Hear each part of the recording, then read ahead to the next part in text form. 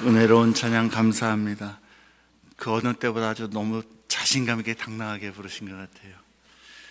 틀려도 자신감 있게 틀리면 은혜롭습니다. 틀렸단 말씀이 아니고요.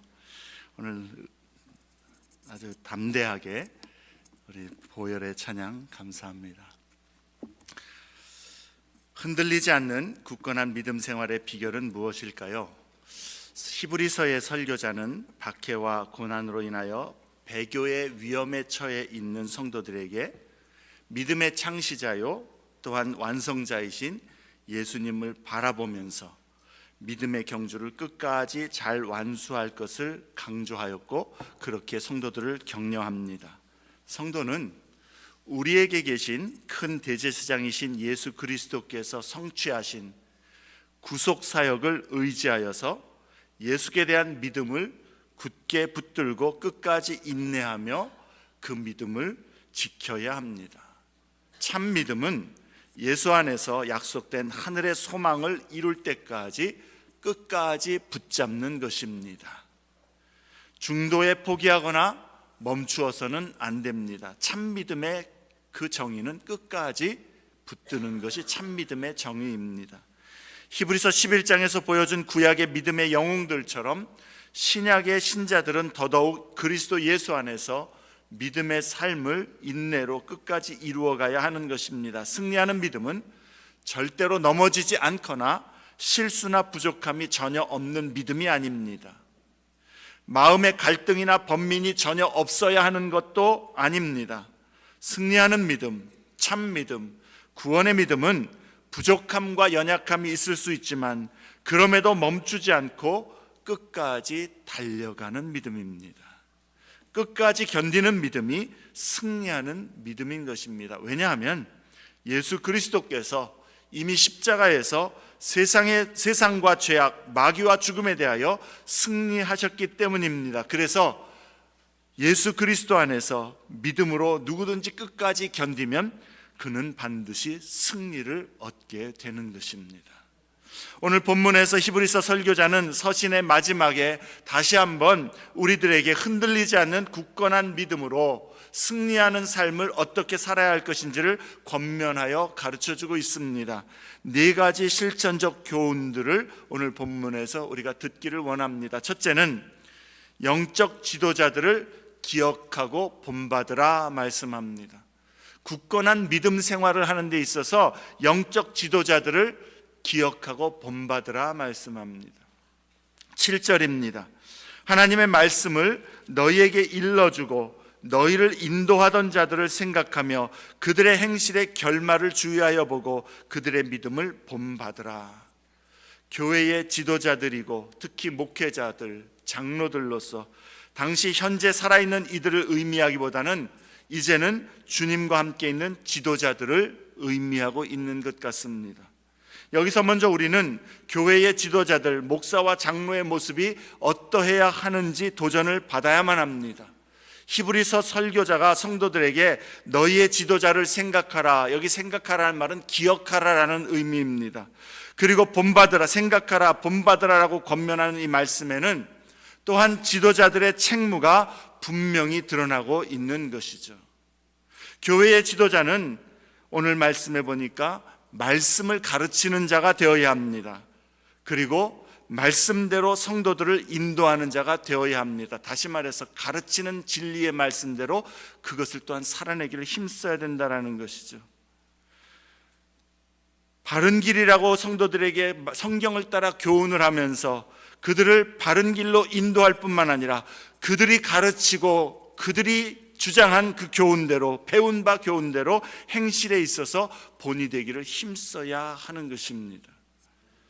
교회의 지도자들, 주님께서 주님의 대리인으로서 하나님의 핏값으로 사신 교회를 이끌도록 중차대하고 귀중한 사명을 주신 자들입니다. 주님으로부터 그러한 사명을 받은 자들입니다. 그렇기 때문에 교회의 직분자들은 두렵고 떨림으로 이 직분을 사모해야 되는 것이요, 두렵고 떨림으로 사모해야 되는 것이요, 이 직분을 온전히 감당하기 위해서 성도들 앞에서 몇 배나 더 애를 쓰고자 하는 각오와 결단이 없이는 교회의 지도자가 될 생각을 하지 말아야 옳은 것이죠. 어떤 사람은 그러더라고요. 애들 시집장가 갈 때에 누구누구 장로 이러면 좋아서 직분 받아야 된다고. 어떤 사람은 그러더라고요. 장례식 때에 누구누구 장로, 누구누구 권사 이래야 좀 폼이 나지 않느냐고. 하나님 두려운 줄 알아야죠. 교회를 무엇으로 알기 때문에 그런 이야기를 하는 겁니까? 저는 분명히 말씀드리지만 저가 혹시 먼저 여러분보다 먼저 가면 장례식 때 안창일 목사 장례 예배 그러지 마시고 안창일 성도 장례 예배로 꼭 기록해 주시기 바랍니다. 아멘. 먼저 가라고 말씀하지 마세요. 네, 감사합니다. 지도자들은 말씀을 부지런히 배워야 하고요, 또 성경을 가르칠 수 있도록 자신을 부단히 훈련해야 합니다. 그게 교회 목회자들뿐만 아니라 장로님들 또 안수집사님들이 힘써야 될 책무입니다. 성경을 강론하여 말씀을 성도들에게 가르치도록 훈련하여야 합니다. 성경적인 가치관과 삶을 또한 가져야 합니다. 그리고 믿음과 행실에 있어서 본이 되도록 노력해야만 합니다. 교회의 지도자들이라면, 그리고 교회의 지도자가 되고자 한다면 특히 예배에 있어서 모범이 되어야만 하는 것이죠. 교회의 모든 공예배의 모범이 되는 자가 교인들을 신앙으로 인도할 수 있는 것입니다. 헌금 생활에서도 모범이 되어야만 하는 것이고요, 봉사와 섬김에 있어서도, 성도들을 돌보고 선을 행함에 있어서도, 겸손함으로 낮아짐에 있어서도 모든 면에 본이 될 각오와 결단을 가지고 그것을 주님 앞에서 결단하여 자신을 그렇게 드리기로 헌신하는 마음이 아니면 교회의 지도자 직분을 갖는다는 것은 오히려 하나님 앞에서 불순종으로 하나님의 진노를 쌓는 그러한 일이 될 수 있음을 우리는 경계해야 되는 것이죠. 교회의 지도자들을 그러므로 선출하는 일에 있어서도 절대로 교회의 어떤 지도자 선출이 인기 투표가 되어서도 안 되고요, 친한 사람이기 때문에 혹은 체면 때문에, 또 많은 경우에 이분 이번에 안 뽑아주면 상처받아서 교회 나갈까 봐 등등의 여러 가지 인간적인 이유들 때문에 교회의 영적 지도자로 세워서도 안 됩니다. 성경에는 분명히 교회의 안수집사는 어떤 기준으로 점검하고 세워야 할지를 말씀하고 있고요, 교회의 장로들은 어떤 자격과 모습을 갖춰야 하는지를 확실하게 말씀해주고 있지 않습니까? 우리가 주 예수 그리스도의 사람이고 주 예수 그리스도의 교회라고 한다면 그 말씀을 좇아서 행하기를 힘써야 하는 것이 마땅한 것이죠.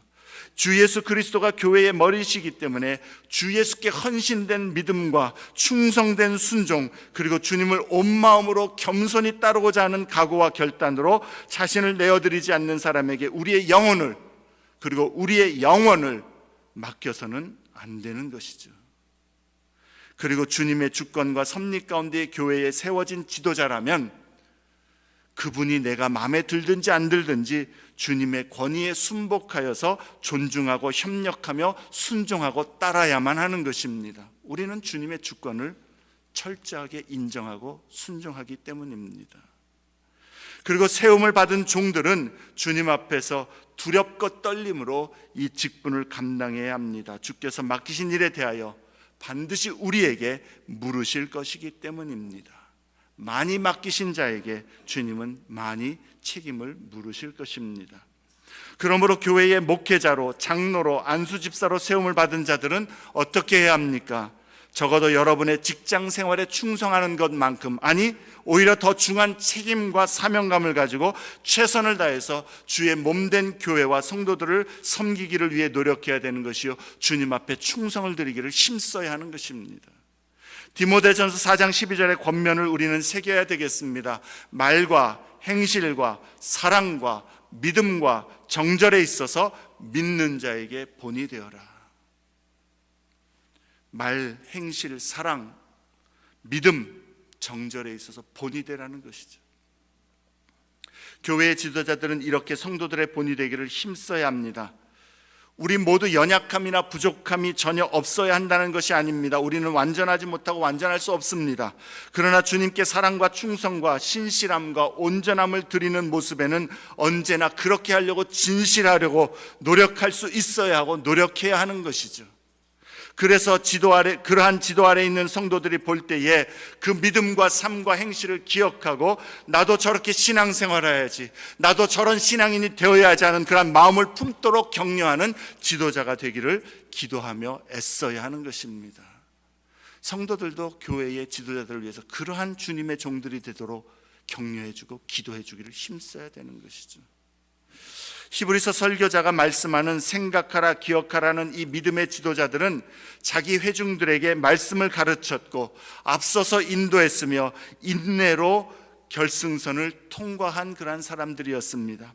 설교자는 성도들에게 그들의 삶과 신실한 믿음과 행실 그리고 인내로 끝까지 믿음을 배반하지 않고 삶을 마친 지도자들을 보면서 우리도 격려를 받고 그 믿음의 승리를 본받아서 우리도 끝까지 믿음의 경주를 계속 달리라고 격려를 얻으라고 지금 말씀하고 있는 것입니다. 그들을 보면서 격려를 얻으라는 거예요. 한 가지 주목할 것은 오늘 본문에 지도자라고 단수를 이야기하지 않고 지도자들이라고 복수로 말씀하고 있다는 겁니다. 사랑하는 여러분, 어떤 설교자, 목회자 혹은 지도자 한 인물에 몰입되어서 개인을 숭배하듯 본받는 것은 잘못입니다. 교회는 그리고 성도 각 사람의 믿음은 절대로 한 사람에 의해서 세워진 것이 아니기 때문에 그렇습니다. 우리 임마누엘 장로교회도 한 지도자에 의해서 세워지지 않았습니다. 교회와 성도는 하나님께서 주신 지도자들, 섬기는 이들로 인해서 하나님께 감사하고 충실한 지도자들을 애정과 감사로 기억하기를 힘써야 하는 것입니다. 특히 앞서서 천국으로 먼저 가신 분들, 주님께서 우리에게 주셨던 참 귀한 분들, 본이 되시는 그러한 교회의 지도자들 인하여 감사하면서 그들의 믿음과 행실을 기억하며 신앙생활의 본으로 삼도록, 그래서 격려를 받도록 해야 한다라는 것이죠. 개중에는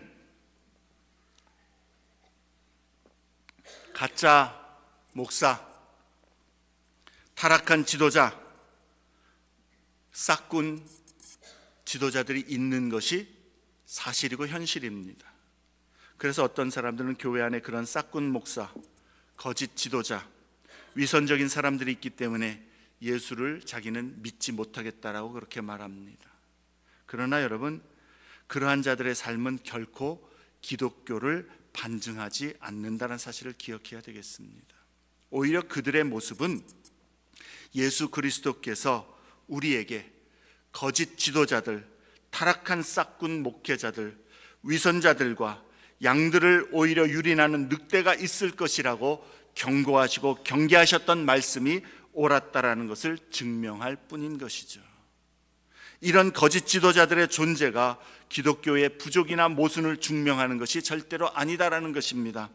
정말 어리석은 사람은 가짜를 보고서 진짜까지도 의심하고 진짜를 버리는 것이죠.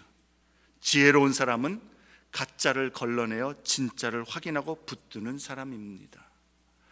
굳건한 믿음으로 서는 데 있어서 신실한 영적 지도자가 있고 그러한 지도자를 기억하며 본받는 것은 아주 큰 도움이 됩니다. 그러나 또한 어느 누구도 완전한 사람은 없습니다. 실망시킬 수 있습니다. 그래서 히브리서 기자는 그들을 본받으라 하지 않고 그들의 믿음을 본받으라라고 말씀하고 있습니다. 그리고 지도자들의 연약함과 부족함이 발견될 때 실망하거나 낙심하지 말고 오히려 그들의 부족함은 채워주고 받쳐줘야 될 부분으로 우리가 삼아야 하는 것이요, 무엇보다도 우리의 소망은 우리의 인간 지도자가 아닌 우리 구주 예수 그리스도임을 잊지 말아야 하는 것이죠. 그래서 8절에 예수 그리스도는 어제나 오늘이나 영원토록 동일하시니라 라고 상기시켜 줍니다. 지도자들의 행실과 믿음은 우리로 예수 그리스도를 바라보고 그를 끝까지 신뢰하라고 예수님을 계속해서 가리키는 손가락과 같은 존재입니다. 그 손가락이 가리키는 대상을 보아야지 이 가리키는 손가락을 보면서 손가락에 때가 좀 묻었다라고, 손가락에 왜 저렇게 상처가 났냐고, 손 모양은 왜 저렇게 하고 있냐라고, 그런 것들을 보고 그 가리키는 대상은 보지 않고 이 손가락을 보는 거 얼마나 어리석은 일입니까? 지도자들은 진실함과 성실함으로 예수께 헌신된 마음과 삶으로 예수를 지속적으로 가리켜야 되는 것이요, 자기를 중심으로 하는 것이 아니라 예수께 초점을 두게 가리켜야 되는 것이요, 성도들은 그들의 믿음을 본받아서 예수를 바라보기를 힘써야 하는 것입니다. 예수님은 어제나 오늘이나 영원토록 동일하십니다. 그는 변함이 없으시며 완전하십니다. 지도자들을 생각하고 본받으라는 것은 우리가 그들을 통해서 예수를 더욱 온전히 바라보도록 격려와 도움을 얻게 하기 위함입니다. 때로는 어디를 바라보아야 될지 모를 때에 그들의 손가락이 가리키는 예수를 바라보아 격려를 얻으라는 그러한 권면인 것이죠. 우리는 예수를 바라보기를 힘써야 합니다. 두 번째로, 예수의 은혜로 우리의 마음을 굳게 하여야 합니다. 견고하게 해야 됩니다. 9절에 여러 가지 다른 교훈에 끌리지 말라. 마음은 은혜로서 굳게 함이 아름답고 음식으로서 할 것이 아니다 라고 말씀합니다. 갑자기 음식을 거론하는 것은 그리스도인들의 식생활을 얘기하고자 하는 것이 아니죠. 구약의 유대인들이 제사의 규정에 집착하고, 그래서 무엇을 먹고 무엇을 안 먹고가 우리에게 어떠한 경건과 거룩을 이루게 하는 그러한 일들에 대해서 그것에 있지 않다라고 지금 이야기하고 있는 것입니다.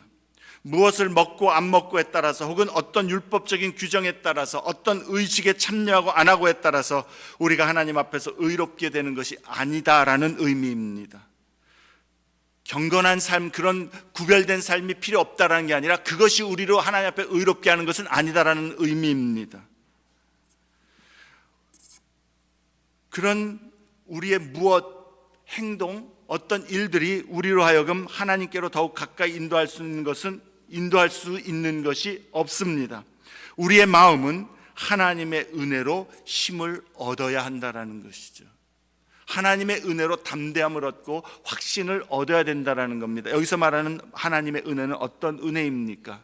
12절에 말씀합니다. 그러므로 예수도 자기 피로써 백성을 거룩하게 하려고, 예수의 피로써 백성을 거룩하게 하는 그 은혜, 그래서 성문 밖에서 고난을 받으셨다 말씀합니다.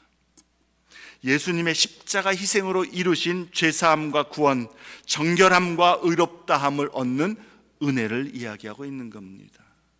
11절에 구약의 대제사장이 대속죄일에 이스라엘 백성의 죄를 위해서 짐승의 피로 죄사함의 제사를 드렸던 것처럼 예수 그리스도께서는 우리의 죄를 위하여서 십자가에서 자기 자신을 희생제물로 드리셨고, 그의 보배로운 피를 흘리심으로 우리의 죄를 사하시고 우리를 거룩하게 하신 그 은혜로 우리의 마음을 굳게 할 수 있다는, 견고하게 할 수 있다는 거예요.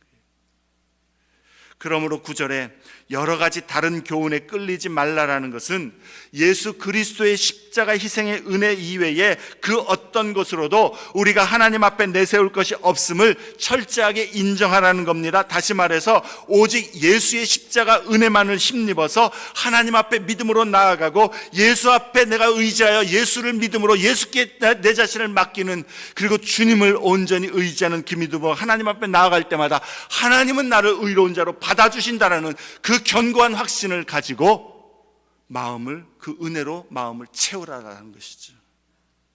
그 하나님의 사랑과 모든 복과 약속을 은혜로, 믿음으로 누리라라는 겁니다.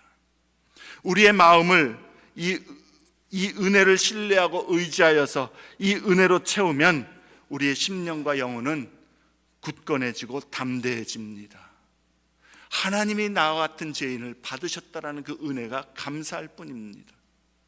세상의 도전과 유혹을 이길 힘과 능력과 담력을 얻습니다. 주님이 나와 함께 하시니, 나를 위하여 자기 몸을 버리신 예수 그리스도께서 나의 구주가 되시고 인도자가 되시고 선한 목자가 되시니, 그 은혜로 마음을 채울 때 우리는 견고해집니다.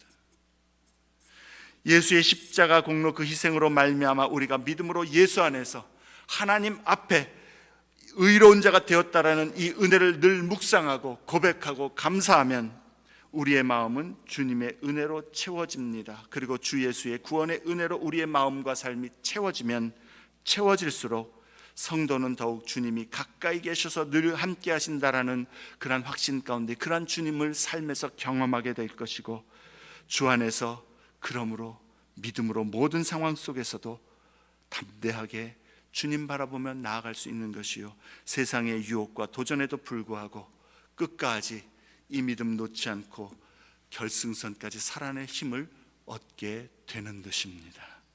그리고 승리하게 됩니다. 은혜로 마음을 채우기를 힘써야 됩니다. 10절에 우리에게 제단이 있는데 장막에서 섬기는 자들은 그 제단에서 먹을 권한이 없다 말씀합니다. 우리에게 있는 제단이 무엇입니까? 그리스도의 십자가입니다. 장막에서 섬기는 자들, 곧 구약의 제사 제도들과 같이 다른 교훈을 의지하여서, 어떤 의식을 의지하여서, 어떤 행위를 의지하여서 하나님 앞에 나아가고자 하는 자들은 그리스도의 십자가 은혜를 받아 누릴 수 없음을 장막에서 먹을 수 없다라고 그렇게 표현을 하고 있습니다. 그 은혜를 받아들일 수 없다는, 다른 것 의지하여서 하나님 앞에 나아가고자 하는 사람들은 십자가의 은혜를 누릴 수 없습니다. 하나님의 하늘 지성소에 우리가 들어가 하나님 앞에 설 수 있는 단 한 가지 그 근거는 오직 예수의 십자가 희생의 피와 은혜 때문입니다. 우리가 회개와 믿음으로 예수를 나의 주님, 나의 하나님으로 온전히 영접하고 의지할 때에 예수는 예수님의 그 공로로, 예수님의 그 의로움의 옷을 우리에게 입혀 주십니다. 그래서 우리의 의가 아닌 예수의 의로 하나님 앞에 서게 하시는 것입니다. 그러므로 우리가 예수를 따르는 믿음으로 굳게 붙들고 끝까지 승리하려면 우리의 마음을 다른 어떤 것이 아닌 예수의 은혜로 채우고 예수의 은혜로 힘을 얻어 굳건히 해야 하는 것입니다. 예수 안에서 우리가 죄 용서와 의롭다 하심을 얻었고 하나님의 자녀가 되는 권세를 은혜로 선물로 누리면서 하나님 아버지께 언제든지 있는 모습 그대로 담대히 나아가는 은혜를 얻었음을 늘 묵상하면서 그 주님께, 주님이 나의 구원자이십니다, 주님이 나의 소망입니다, 주님이 나를 위하여 십자가에서 흘리신 보혈로 내가 정결하게 되었습니다, 늘 고백해야 합니다. 늘 묵상하는 겁니다. 채우는 겁니다. 그리고 고백과 함께 감사해야 되겠죠. 나를 살리신 주님 감사합니다. 그리고 찬양해야 되겠죠. 우리가 그러한 놀라운 은혜를 얻었고 생명을 얻는데 어찌 찬양하지 않을 수가 있겠습니까? 그래서 히브리서 설교자는 히브리서에서 성도들에게 예수를 깊이 생각하라, 예수를 바라보라 계속 권면하는 것입니다. 예수의 십자가 은혜를 묵상하고 감사하고 붙들고 적용하고 그것으로 채우라는 의미인 것이죠. 예수의 십자가 은혜로 마음을 굳게 할 때에 우리는 끝까지 믿음의 경주를 마칠 수가 있게 되는 것입니다. 세 번째로 예수님을 따라 영문 밖으로 나아가라 말씀합니다. 영문 밖으로 나아가라. 13절, 그런즉 우리도 그의 치욕을 짊어지고 영문 밖으로 그에게 나아가자, 그렇게 강권합니다. 그리스도께서 우리를 거룩하게 하시려고 예루살렘의 성문 밖에서 고난을 받으셨다라는 것이죠. 예루살렘 성, 거룩한 성입니다. 성문 밖에서 고난을 받았다는 것은 거룩한 성에서 쫓겨났다라는 것이죠. 그런데 우리 역시도 예수께서 우리를 위하여, 우리를 거룩하게 하기 위하여 예루살렘 성 밖에서 고난을 받으셨으므로 우리 역시도 그리스도의 치욕을 짊어지고 영문 밖으로, 여기 영문이라는 진영 밖으로, 캠프 밖으로 그리스도께 나아가야 한다라고 말씀하고 있습니다. 이게 무슨 말씀입니까? 먼저 의미를 이야기하자면 이제 세상의 편리와 번영 혹은 영광과 편안함을 위해서 사는 것이 아니라 그리스도 예수의 제자로서 하나님 나라를 위하여, 하나님의 영광을 위하여 하나님의 뜻에 순종하면서 세상을 거스르는 거룩한 경건한 삶으로 나아가라는 의미입니다. 이스라엘이 광야 생활할 때에 그들은 진영이 있었죠. 이스라엘 백성들이 텐트를 치고 거하는 진영이 있었습니다. 그 진영에서 멀리 떨어진 곳, 그곳을 영문 밖, 진영 밖이라고 부르죠. 그 진영 밖이라고 하는 그 장소에는 주로 세 가지 이유들로 인해서 사람들이 보내졌습니다. 첫째는 부정한 상태가 되었을 때, 제의적으로, 예식적으로 부정한 사람이 되었을 때 그러한 사람들은 영문 밖에 나가 머물게 했고요. 혹은 잘못에 대해서 징계를 받을 때 영문 밖에 쫓겨나서 징계를 받았고요. 또 거기서 재물들에 남아있는 그 쓰레기나 똥이나 어떤 속죄 제물을 불태워야 할 때 영문 밖에 나가서 그곳에서 불을 태웠습니다. 그러므로 영문 밖이라고 하는 것은 부정한 장소이고 거부된 장소이며 징벌의 장소입니다. 거부된 것, 공동체로부터 거부된 사람들의 장소인 것이죠. 세상과 불신앙의 사람들은 하나님의 아들 구원자 예수를 부정한 자로 거부하였고, 그래서 그들은 성문 밖에서 십자가에 예수를 매달아 죽였습니다. 그러나 이제 예수께서 십자가에서 세상의 죄를 담당하시고 구속을 이루신 구원자이시기 때문에 이제 예수가 계신 곳이 정결한 곳이요, 예수를 거부하고 믿지 않는 세상은 언제나 부정한 것이 되는 것입니다. 그러므로 히브리서 설교자는 성도들에게 부정하고 징벌과 불사름의 심판 아래에 있는 세상에서 정결함과 구원함을 얻기 위하여 너희는 세상에서 나와 예수께로 나아가자라고 말씀하고 있는 것이죠. 더 이상 세상에 속하여서 세상에 취하여서 세상이 사는 대로, 세상이 주장하는 대로, 세상이 추구하는 것들을 따라 살지 말라라고 말씀하는 것이죠. 우리도 그의 치욕을 짊어지고 영문 밖으로 그에게 나아가자라고 권면합니다. 사랑하는 여러분, 기독교의 신앙은 예수를 믿어서 이 세상에서 하나님의 그 전능하신 힘을 빌어서 평안을 누리고 복을 받고 그렇게 살고자 믿는 것이 아닙니다. 세상 안에 그건 거하는 것이죠. 주님은 세상에서 나오라 말씀해, 오늘 새벽에도 요한계시록 18장에 바벨론이 무너졌도다 선언하면 성도들에게 나오라 말씀하지 않습니까? 믿음은 예수를 따라가기 위해서, 생명 되신 예수를 따라가기 위해서 하나님을 거부하고 불순종하는 세상과 세상의 것들을 이제 내가 거스르는 것이요, 내가 거부하는 것이요, 그래서 고난과 핍박, 치욕과 괴로움을 기꺼이 감수할지라도 날마다 자기를 부인하고 자기 십자가를 지고 예수께로 나아가는 것입니다. 만약 우리에게 이러한 믿음의 결단이 없고, 만약 우리에게 기꺼이 그리스도를 위하여, 믿음을 위하여, 주님 앞에 헌신됨을 위하여 치욕을 짊어지면서 주님을 따르고자 하는 마음이 없다면 예수 십자가의 은혜를 알지 못하는 것이겠죠. 예수의 십자가의 은혜를 알지 못한다면 죄사함과 구원도 알지 못하는 것이죠. 그러나 예수의 은혜로 마음을 강하게 하는 자는 기꺼이 예수를 따라 영문 밖으로 나아가기를 언제나 주저하지 않을 것입니다. 오늘 우리의 삶에서 주 예수께 사랑과 충성을 드리기를 사모하는 자가 구원의 은혜를 아는 자다라는 것이죠. 여러분은 이러한 믿음을 구해야 되고 이러한 믿음의 삶을 살기를 힘써야 하는 겁니다. 문화적 그리스도인 되지 마세요. 그런 그리스도인도 없지만,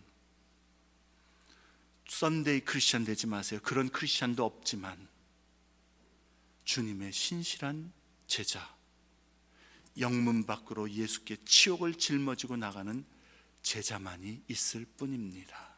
우리는 그러한 그리스도인이 되어야 합니다. 영문 밖으로 나간다는 것, 그러므로 이 세상에서 우리의 미래와 소망을 찾지 않는 것입니다. 14절에 우리가 여기에는 영구한 도성이 없으므로 장차 올 것을 찾나니라고 말씀합니다. 이 세상에는 영구한 도성이 없기 때문에 장차 올 하나님의 나라를 찾고 구하는 자들은 이 세상 도성 밖으로, 영문 밖으로 예수께로 나아가는 것이요, 날마다 그 예수를 따르는 것이죠. 그게 믿음입니다. 간단히 말하면 세상과 구별된 거룩한 삶을 추구하는 것, 그것은 그리스도인의 옵션이 아니라 must. 예수를 구주로 믿는 자라고 한다면, 예수가 나의 주님이라고 고백하는 구원 얻은 자라면 한 사람도 예외 없이 그러한 믿음으로 주님을 따르게 된다라는 것입니다. 성도는 육신의 발은 이 세상에 디디고 있지만 전 인격으로 삶의 모든 부분으로 하나님의 나라를 향하여 발걸음하고 있는 자들이요, 주님의 은혜와 능력, 소망과 확신 가운데에 세상에서도 세상에 휩쓸리지 아니하고 주님 걸어가신 거룩한 길로 행하기를 힘쓰는 것입니다. 복음은 참 단순합니다. 구원의 진리는 참 단순합니다. 우리가 예수를 믿음으로 말미암아 아무 공로 없이 오직 은혜로 구원을 얻습니다. 얼마나 쉽습니까?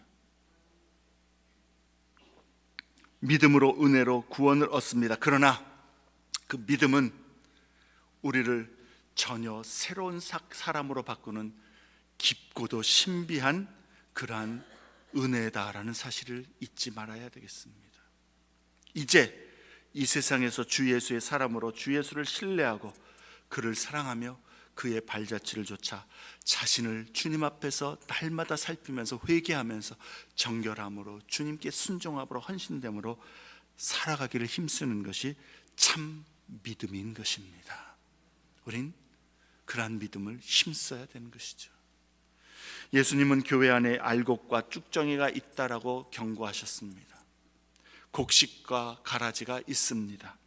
알곡, 곡식은 예수님을 따라 주님이 계신 곳, 주님이 인도하시는 곳, 주님이 명하시는 곳을 어느 때든지 쫓아가려고 합니다. 쭉정이와 가라지는 구원 얻은 자들과 함께 있어도 주님이 아닌 영문 안쪽으로, 성문 안쪽으로 곧 세상과 세상의 것들을 향하여 살아가는 자일 것입니다. 성도는, 믿는 자는 계속해서 주 예수께서 계신 곳, 주님이 이끄시는 곳, 주님이 명하신 것, 주님이 걸어가신 길을 따라가는 것입니다. 세상과 세상의 것들을 등지고 예수님께 날마다 나아가는 것입니다. 예수를 날마다 쫓아갈 때 우리는 끝까지 견디는 믿음으로 굳게 서고 승리하게 될 것입니다. 마지막으로 항상 찬송의 제사를 하나님께 드리라 말씀합니다. 찬송의 제사를 드리라. 15절. 그러므로 우리는 예수로 말미암아 항상 찬송의 제사를 드리자. 이는 그 이름을 증언하는 입술의 열매니라. 여기서 중요한 것 두 가지를 기억하시기 바랍니다. 첫째는 이제 성도들의 삶의 제사는, 우리가 주님 앞에 드리는 제사는 찬송의 제사이지 속죄의 제사가 아니다라는 겁니다.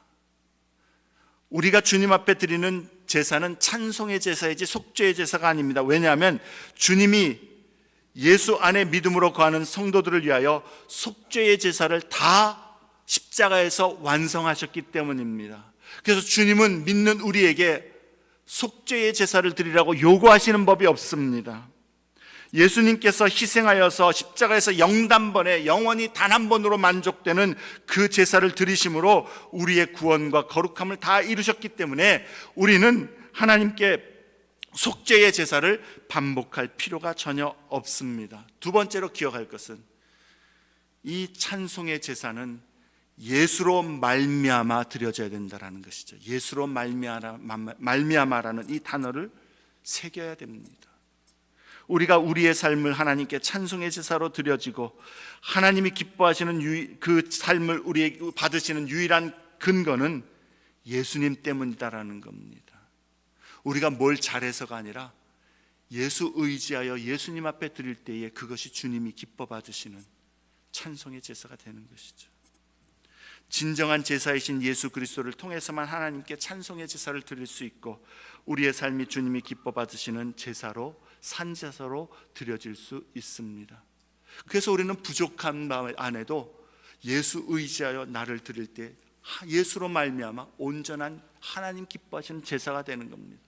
우리의 기도가 끝날 때마다 예수님의 이름으로 기도합니다, 이제 마쳤습니다라는 신호도 아니고 주문도 아닙니다. 주술도 아닙니다. 이 말을 꼭 넣어야 하나님이 들어주시는 그 어떤 주문이 아니다라는 거예요. 뭘 의미합니까? 주님, 나의 기도, 나의 이 간구, 무엇을 구했기 때문이 아니라 내가 잘 말했기 때문이 아니라 내가 간절했기 때문이 아니라 예수 그리스도께서 나를 위하여 십자가에서 죽으셨고 나를 하나님의 자녀 삼아 주셨기 때문에 예수의 공로 의지하여 이 기도를 주님 앞에 올려드립니다. 예수님 때문에 하나님 응답하시고 반드시 기도 들으심을 믿습니다. 그 고백이 예수님의 이름으로 기도합니다라는 고백입니다. 그러면 어떻게 하는 것이 하나님을 기쁘시게 하는 찬송의 제사입니까? 교회의 주일에 성도들이 모여서 드리는 찬송입니까? 내가 입을 열어 부르는 찬양입니까? 물론 그것은 극히 일부분이지만 소극적인 찬양의 제사의 찬송의 제사입니다. 15절과 16절의 찬송의 제사에 대해서 두 가지를 말씀합니다. 첫째는 그 이름을 증언하는 입술의 열매이다 라고 이야기합니다. 간단히 말하자면 감사입니다. 감사. 하나님께 감사. 그 이름에 감사.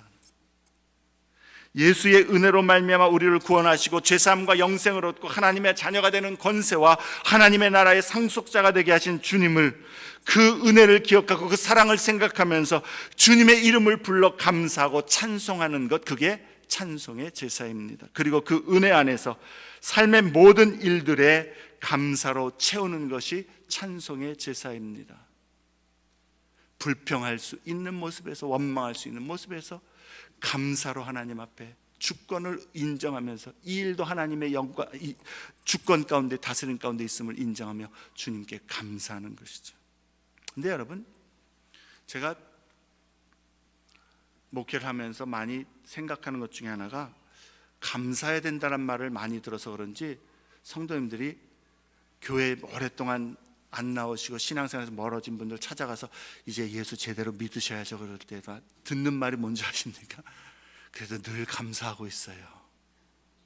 늘 기도하고 있어요. 근데 여러분, 아까 두 번째 기억할 게 뭐라고 그랬죠? 예수로 말미암아.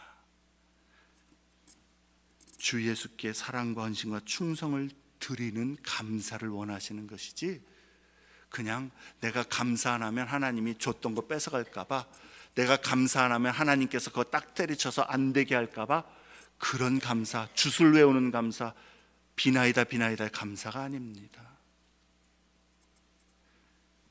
예배와 섬김, 주님께 신실한 순종의 삶이 없이 그저 감사합니다라고 말하는 것은 주문을 외는 수준에 머무는 것입니다. 그것을 말하는 것이 아닙니다. 성도는 예수로 말미암아 항상 찬송과 감사로 하나님을 예배하여야 하는 것입니다. 예배의 모임에 힘써서 모이고 성도들과 함께 예배하며 우리의 삶의 현장에서도 삶으로 주님을 인정하며 주님의 부르심을 따라 사는 모습으로 삶의 예배를 드려야 합니다. 혹시 우리의 마음과 삶에서 날마다 예수의 이름을 고백하고 찬송과 감사함이 사라졌다면 그 예배를 회복해야 되겠습니다. 또한 믿음의 언약 공동체인 성도들이 함께 모여 예배하는 예배 시간을 가장 귀한 것으로 여기는 마음이 사라지고 공동체에서 멀어진 그러한 모습들이 있다면 그 마음을 회개하고 새롭게 하여야 하는 것이죠.